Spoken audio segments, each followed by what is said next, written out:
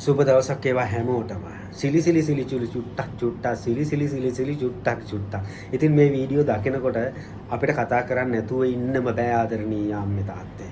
ඉතින් මේ දේවලුත් දේශපාලනීකරණය කරගෙන අපේ මිනිස්සු දඟලනවා. ඇත්තට මේ වත්මන් ආණ්ඩුව shopping bag, silly bag, එහෙම නැත්නම් කසිලි bag මෙන්න මේ දේවල් අපේ රටෙන් තුරන් කරන්න, අපේ රටෙන් අයින් කරන්න උත්සාහ කරනවා. මොකද මේ දේවල් පරිසරයට වගේම මිනිස්සුන්ට සත්තුන්ට මාරම විස දෙයක් තමයි මේක. මම උදාහරණයක් කරන් කියන්නම්. මේ shopping bag අපි කඩේකට ගිහිල්ලා කරවල ටිකක් ගෙනල්ලා ගෙදර ගෙනල්ලා මේ shopping bag එක අපේ පරිසරයට මුදාහරිනවා. පරිසරේ මේවා දිරන්නේ නැහැ. හැබැයි මේ වගේ වතුර පිරනවා. වතුර පිරලා ඉවිල්ලා මදුර බෝ වෙනවා. ඒ මදුරු අපේ මිනිස්සුන්ට එහෙම නැත්නම් අපේ දුවා දරුවන්ට විදලා සමහරක් වෙලාවට ජීවිතේ පවා නැති වෙන්න පුළුවන් ඩෙන්ගු හැදිලා ඉවිල්ලා. ඉතින් එන්නේ ඒ වගේ ලොකු තර්ජනයක් තියෙන බෑග් එකක් තමයි මේ shopping bag එක කියලා. ඉතින් ඒ වගේම සත්තුන්ට කරවල කෑල්ල ගෙනල්ලා ඉවිල්ලා shopping bag එකෙන් අපි කරවලේ අරන් ඉවිල්ලා shopping bag එක මුදා හැදුවොත් තමයි ඕක ඇවිල්ලා පූසෙක් බල්ලෙක් සමහර විට කන්න පුළුවන්. මේගොල්ලොන්ගේ ආහාර ජීර්ණ පද්ධතියට ගිහිල්ලා මේවා ජීර්ණය වෙන්නේ නැහැ. ජීර්ණය වෙන්නේ නැහැ. සමහරක් වෙලාවට මුම් මල පහ කරනකොට පස්සෙන් එල්ලිලා තියෙනවා මේ shopping bag අපි දැකලා තියෙනවා මේ සත්තුන්ගේ.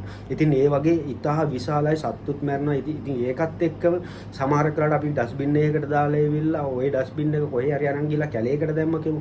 ඒත් වන අලි ඇවිල්ලා මේ දේවල් කාලේ ඉවිල්ලා මුන්ගේ ජීවිත පවා නැති වෙනවා. ඉතින් ඒ වගේ මම මේ චූටි දේවල් කිව්ව. ඉතින් මේක අයින් කරන්න ඕන කියලා ඉවිල්ලා මේ ආණ්ඩුව උත්සාහ දරනකොට මේකත් දේශපාලනීකරණය කරගෙන මේවට විරුද්ධ වෙන කාල කන්නි ගොබ්බ මෙලවරහක් නැති මිනිස්සු 70ක් ඉන්නවා අපේ රටේ.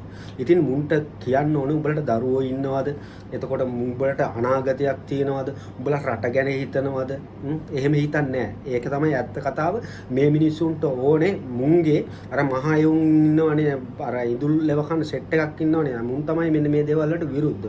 මුමුත් මේක දේශපාලනීකරණය කරගෙන මුන්ගේ මහයුන් රජපුටුවේ ඉඳන් තමයි මුන් උත්සාහ කරන්නේ. ඉතින් මේක තමයි ඇත්ත. ඉතින් ආදරණීය අම්මේ තාත්තේ මම ඔය පොඩි දෙයක් කතා කරේ මේ වගේ දේවල් වලට ඔයගොල්ලෝගේ දේශපාලන මතය මොකක් වුණත් කමන්නේ නැහැ. හැබැයි මේ වගේ දේවල් වලට උපරිම සපෝට් එක දෙන්න.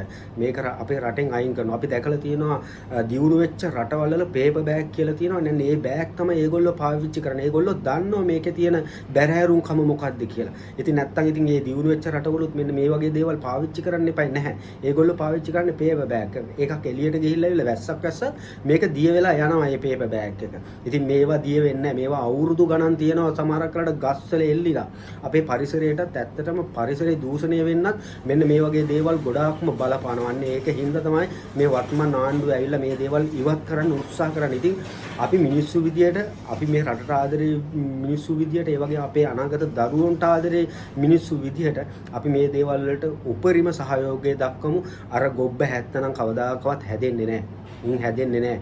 උන් එදා ඉඳන්ම ඒ විදියම තමයි. බැලුවොත් එහෙම টয়ලට් එකක් නැහැ. ඇත්තටම ගෙවල් වල බැලුවොත් එහෙම කටුමැටි වලින් ගෙවල් හදාගෙන ඉන්නේ. හැබැයි මුන් අස්වැසුම අරන් යනවා මහරජා බලන්න. ඕක තමයි ඇත්ත කතාව. ඒ තරම්ම වහල් වෙලා තියෙන මේ මිනිස්සු. ඒ තරම්ම දේශපාලනේ මම දන්නේ නැහැ මුන් දේශපාලනේ කියන්නේ මොකද්ද කියලා දන්නවද කියලාවත්.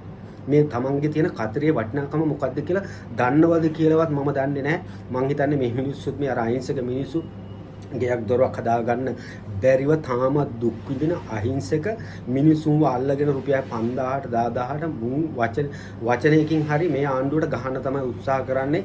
ඉතින් ඒ දේවල් වලට රැවටෙන්න එපා ආදරණීය අම්මේ තාත්තේ. අපේ රට ගැන හිතමු, අපේ දරුවා ගැන හිතමු, අපේ අනාගතය ගැන හිතමු, අපේ ලස්සන ජීවිතයක් ලස්සන රටක් ගැන හිතමු. ඉතින් සියලු දෙනාටම ජය වේවා කියලා ප්‍රාර්ථනා කරනවා. ජය වේවා.